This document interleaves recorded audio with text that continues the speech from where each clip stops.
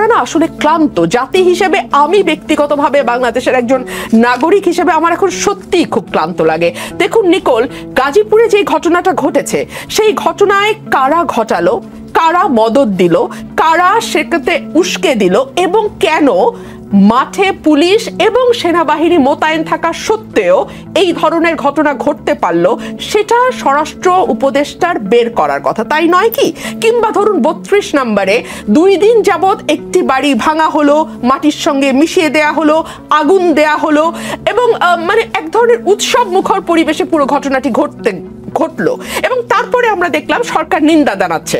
সরকার যদি শক্ত স্ট্যান্ড নিয়ে বলতো আমরা এটা সমর্থন করছি, কারণ জার্মানিতে নাজিদেরকে একেবারে মাটির সঙ্গে মিশিয়ে দেওয়া হয়েছিল, তাদের কোনো অস্তিত্ব রাখা হয়নি, ঠিক একইভাবে আমরা বাংলাদেশেও শেখের কোনো অস্তিত্ব রাখবো না, এটা যদি তারা বোল্ডলি ঘোষণা দিয়ে করতো, তাহলে মানুষ আশ্বস্ত হতো এই ভেবে যে ও আচ্ছা, সরকারের অন্তত নিয়ন্ত্রণ আছে, সরকার জানে ঘটনাটি ঘটছে এবং সরকার এটিকে ঘটতে দিচ্ছে বিকজ সরকার এটিকে সমর্থন করে। কিন্তু আমরা দেখলাম সরকার খুব কড়া ভাষায় বিবৃতি দিল তার একদিন পরে। মানে হোয়াট ডাজ ইট মিন? আপনি কি জনগণের সঙ্গে মকারি করেন? আপনি কি রাষ্ট্র পরিচালনাটাকে এক ধরনের ছেলে খেলা মনে করেন? এটা কিন্তু ছেলে খেলা নয় নিকোল। এবং 18 কোটি মানুষ, মতান্তরে 20 কোটি মানুষ কিন্তু হুমকির মুখে পড়তে যাচ্ছে সরকারের এই অযোগ্যতা এবং অপদার্থ লোকজনকে পদে বসানোর কারণে। আমরা অনেকেই অনেক আশা নিয়ে এই সরকার গঠন করা হয়েছিল এবং সেই সময়ে বড় বড় সকল রাজনৈতিক দল বলেছিল যে এই সরকার আমাদের সরকার, এই সরকারকে কোনোভাবে ব্যর্থ হতে দেওয়া যাবে না। আমরা তো দেখছি সরকার ব্যর্থ হওয়ার জন্য মরিয়া হয়ে গেছে। সরকার যদি জনজীবনের ন্যূনতম স্বস্তিটুকু আনতে পারতো। মানে এখন কি হয়েছে বাংলাদেশে, আমরা সন্ধ্যার পরে বহু বহু বহু বছর পর আবারও বেরোতে এখন ভয় পাই। আপনিও ভয় পান, স্বীকার করবেন কি করবেন না জানি না, আমি ভয় পাই ভাই। এবং আমি এটা সকল চ্যানেলে বলি, রাত হলে আমাকে আমার সঙ্গে আরেকটা লোক দিতে হবে গাড়িতে। এটা তো আমি গত 15 বছর বলি নাই। সো পরিস্থিতিটাকে আপনারা সেই জায়গায় নিয়ে গেছেন এবং আমি যখন সাধারণ মানুষ, সেই মানুষগুলো বিশ্বাস করেন কোনো রং লেবাজের। প্রিয় দর্শক, এতক্ষণ সংবাদের গুরুত্বপূর্ণ অংশ দেখলেন। আরো কিছু গুরুত্বপূর্ণ তথ্য তুলে ধরবো, তার অনুরোধ করবো যারা এখনো চ্যানেলটি সাবস্ক্রাইব করেনি অতি দ্রুত চ্যানেলটি সাবস্ক্রাইব করে ভিডিওটিতে একটি লাইক দিয়ে কন্টিনিউ ভাবে ভিডিওটি দেখতে থাকুন। মানুষ না, একেবারে আম জনতা। আপনার প্রোগ্রামের যে হেডলাইন, সেই হেডলাইনের মানুষজনের সঙ্গে আমি যখন কথা বলি, তারা আমাকে গলা নিচু করে একটা কথা বলে, ভাই তাড়াতাড়ি নির্বাচনের ব্যবস্থা করেন, তাড়াতাড়ি একটা নির্বাচনের ব্যবস্থা করেন। কোন দিকে যাচ্ছে বাংলাদেশ? কোন দিকে যাচ্ছে বাংলাদেশ? এইটা কি এই 22 জন উপদেষ্টার জবাব দেওয়ার কথা নয়? আমরা তো কয়েক লক্ষ কোটি টাকা ব্যয় করে একটা সরকারকে রাখি যাতে জনজীবনে ন্যূনতম স্বস্তিটুকু বজায় থাকে। সেটা আপনাকে এনশিওর করতে কি ডেভিল হান্ট, অ্যাঞ্জেল হান্ট, কি জানি আরেকটা বললেন, এগুলো মনেও রাখতে চাই না আমি। এগুলো ভারী ভারী নাম না, আমি মনে রাখতে চাই না নিকোল। এইসব ভারী ভারী নাম দিয়ে, শব্দ দিয়ে কেন আপনাকে আওয়াজ দিতে হয়? আমি আসলে আর কোনো শব্দ নিয়ে আলোচনা করতে চাই না, আমি কাজ দেখতে চাই। আজকে শুরু হয়েছে যে 1000 কয়টা মানুষের কথা আপনি বললেন ধরা হয়েছে, তাদেরকে গত পরশু কেন ধরা হয় নাই? মানে তারা কি গত পরশু ফেরেশতা ছিল, ডেভিল হান্টের পর শয়তান হয়েছে? তা তো না নিকোল, প্লিজ কাজ করতে বলেন। হ্যাঁ, মানে আমরা শব্দের জাদুতে অনেক বেশি বিপদ, তার জন্য কি 6 মাস অনেক বেশি সময় নয়? কিন্তু এই 6 মাসে আমরা কি একটা দিনের জন্য স্বস্তিতে থাকতে পেরেছি? 6 মাস মানে 180 দিন। আপনি আমাকে একটা দিনের কথা চিন্তা করে বলুন তো, যেদিন শাহবাগে কেউ বসেনি, যেদিন সায়েন্স ল্যাবের মোড়ে কোনো গন্ডগোল হয়নি, কিংবা যেদিন আজকেও হয়েছে একদম তাই, এবং কিংবা যেদিন দুই পক্ষের মারামারি হয়নি, কিংবা ছিনতাই বা খুন রাহাজানির মতন ঘটনা ঘটে নাই, প্রতিটা দিন কিছু না কিছু হয়েছে। সুতরাং এই যে পরিস্থিতি কিছুতেই শান্ত না হওয়া এবং কিছুটা শান্ত হলেই আবার ইচ্ছেকৃতভাবে পরিস্থিতিতে একটা শক্ত ঝাঁকি দেওয়ার চেষ্টা, এটা কি আপনার খুব নর্মাল মনে হয় একজন রাজনৈতিক কর্মী হিসেবে? এবং আমাদের রাজনীতি তো আসলে খুবই অনিশ্চিত, পশ্চিমের রাজনীতির মতন নয় যে একটা নির্দিষ্ট মেয়াদের পর পর চমৎকার একটি ভোট হবে এবং মানুষ যাকে পছন্দ করবে সেই গিয়ে রাষ্ট্র পরিচালনার দায়িত্বভার গ্রহণ করবে। আমাদের রাজনীতি মসৃণ নয়, আমাদের রাজনীতি ভীষণ অনিশ্চিত, ভীষণ উঁচু নিচু, এবড়ো খেবড়ো আমাদের রাজনীতির পথ। সুতরাং এই ধরনের আশঙ্কা করাকে আমি অমূলক তো বলতে পারি না।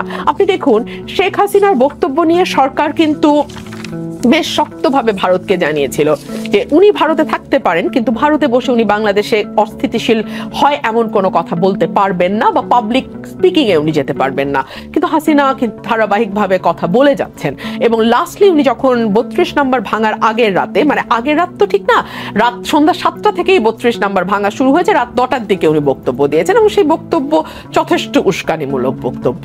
এবং তারপরে আমরা দেখলাম 2 দিন ধরে টানা ভাঙচুর হলো, বিভিন্ন জেলায় আওয়ামী লীগের নেতাদের বাড়িঘরে লুটপাট হলো, হামলা হলো, ভাঙচুর হলো, আগুন দেয়া হলো, এবং একটা সিস্টেম্যাটিক প্যাটার্ন আমরা লক্ষ্য করলাম। এবং যেটা সবচেয়ে অ্যালার্মিং নিকোল, যেটা আমি একটু আগে বলছিলাম, সরকার বিবৃতি দিয়ে তার দায়টা সারলো। সরকার কিন্তু তার বেশি কিছু করেনি, মাঠে কিন্তু সেনাবাহিনী মোতায়েন আছে। আমি জানি না আমাদের দর্শকদের কথাটি মনে আছে কিনা, কারণ আমাদের ভুলে যাওয়ার মতন পরিস্থিতি হচ্ছে বলেই আমি আবার মনে করিয়ে দিচ্ছি যে মাঠে কিন্তু আইন শৃঙ্খলা রক্ষার দায়িত্বে সেনাবাহিনীও মোতায়েন আছে। এইরকম অবস্থায় যখন আইন শৃঙ্খলা কিছুতেই রক্ষা করা যায় না অবস্থা তৈরি হয়, বা কোনো মহল তৈরি করে, তখন এটা তো ভাবাটা খুব অমূলক হবে কি যে আর কোনো কিছু আহ্বান করবার চেষ্টা কেউ হয়তো বা করছেন ভেতর থেকে। এরকম কোনো কথাই কি আপনাদের দলের মহাসচিব মির্জা ফখরুল ইসলাম আগে থেকে ফাঁদের বিষয় যদি জানি, আগে থেকে সতর্ক কেন করলো না? আমি আপনাকে একটু যদি ওনার বক্তব্যের যে অর্থটা আমার কাছে পরিষ্কার হয়েছে সেটা আমি বলি। ধরুন এই সময়টা যদি নির্বাচন না হয়ে, নির্বাচনটা কোনো কারণে আরো 1 বছর 2 বছর 1.5 বছর পিছিয়ে যায়, সবচেয়ে বেশি লাভবান কারা হবে? সবচেয়ে বেশি লাভবান হবে আওয়ামী লীগ। কারণ এই পুরো সময়টাতে তারা এমন একটি অস্থিরতা তৈরি করতে পারবে যাতে যেই মানুষগুলো কোনো দলের সমর্থক না, কোনো দলের কর্মী বা নেতা নয়, যারা রাজনীতি মানে 5 বছর পর গিয়ে একটা ভোট দিয়ে আসে, এটুকুই তাদের রাজনৈতিক সক্রিয়তা, সেই মানুষগুলো একটা সময় তো ভাবতে বাধ্য হবে যে প্রতিদিন এখন যা হচ্ছে, কারণ প্রত্যেকের জীবনে কিন্তু এটা এফেক্ট করছে নিকোল। এখন এই এফেক্টে সাধারণ মানুষ যদি বিরক্ত হয় এবং মনে করে ধুর হাসিনার সময় তো খুব একটা মানে এরকম অবস্থা করতে হয় নাই, হ্যাঁ, তো তাহলে কি তাকে আপনি খুব বেশি দোষ দিতে পারেন? এবং এই যে উফ শব্দটা, এই উফ শব্দটার মাইলেজ কিন্তু আর কোনো দল পাবে না, এটা ডাইরেক্টলি আওয়ামী লীগের ঘরে যাবে। সুতরাং আওয়ামী লীগ যদি মনে করে নির্বাচনটা আরো কিছু দূর পেছানোর জন্য যদি কিছু সমস্যা তৈরি করা যায় এবং তারা সেটা করে, তাকে তো আসলে খুব অস্বাভাবিক বলা যায় না।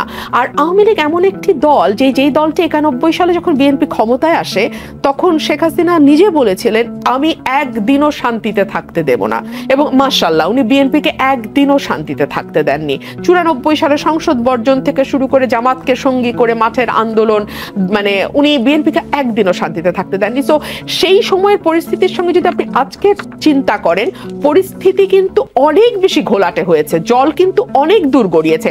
91 সালের শেখ হাসিনা কিন্তু প্রধানমন্ত্রীত্বের স্বাদ পাননি, কিন্তু 2024-এর শেখ হাসিনা কিন্তু 20 বছর প্রধানমন্ত্রীত্বের স্বাদ পেয়েছেন। 96 থেকে 2001 এবং 8 থেকে 24, 20 বছর তিনি প্রধানমন্ত্রী হওয়ার স্বাদ পেয়েছেন। 1, 2 হচ্ছে 91-এ শেখ হাসিনাকে কিন্তু দেশ ছেড়ে পালাতে হয়নি, বেইজ্জতি হতে হয় নাই।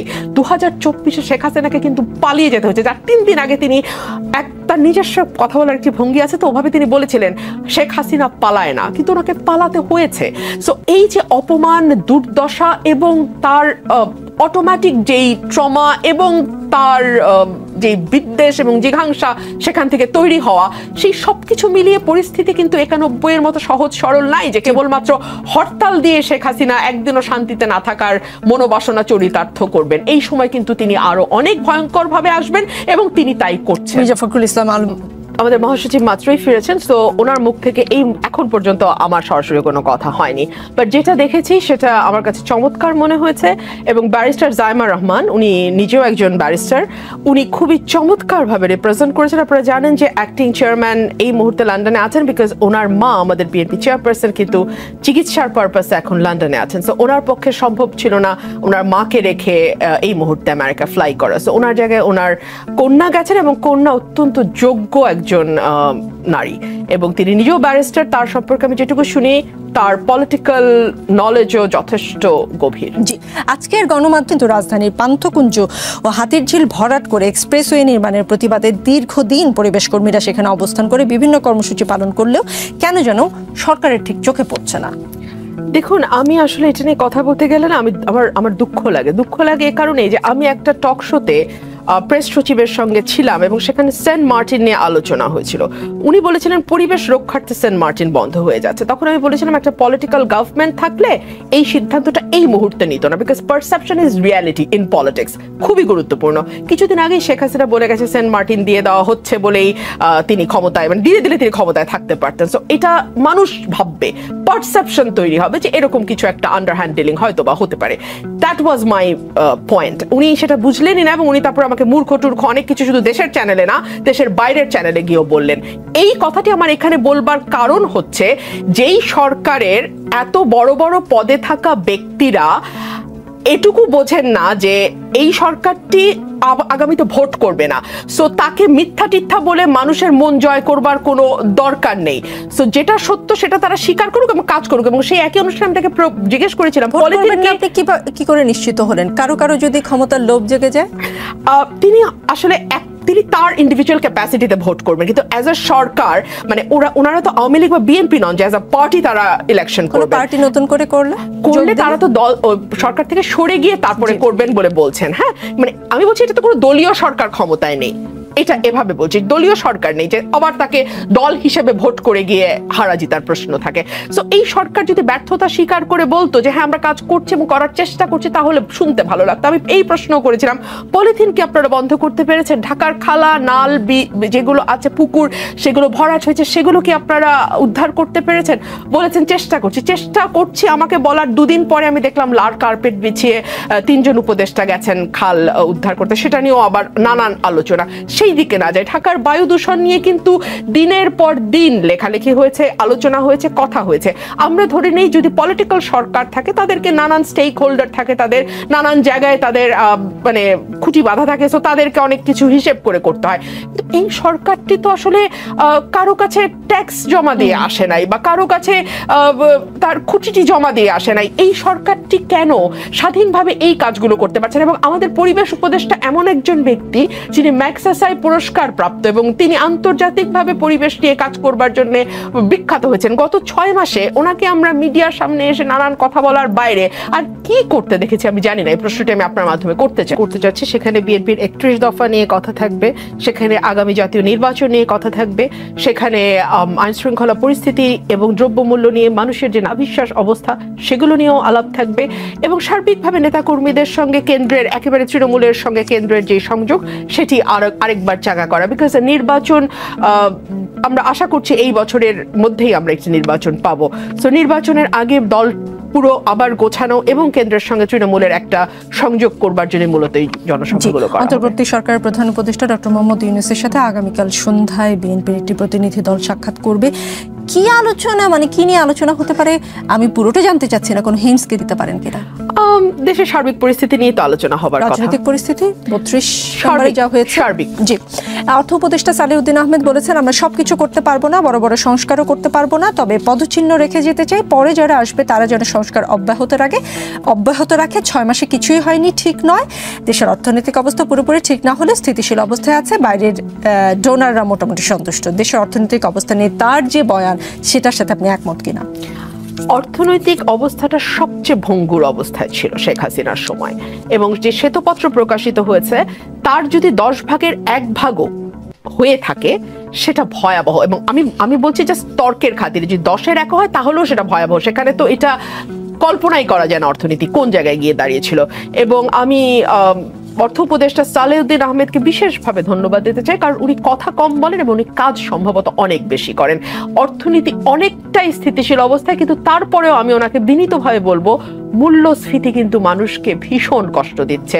আমরা তো আসলে ওনারা তো অনেক বড় বড় জায়গায় আছেন এবং ওনারা যেহেতু সরাসরি রাজনীতির সঙ্গে কোনোদিনই যুক্ত ছিলেন না, ওনাদের দরজা বরাবর একেবারে সাধারণ মানুষ যেতে পারতো না, কথা বলার সুযোগও ছিল না।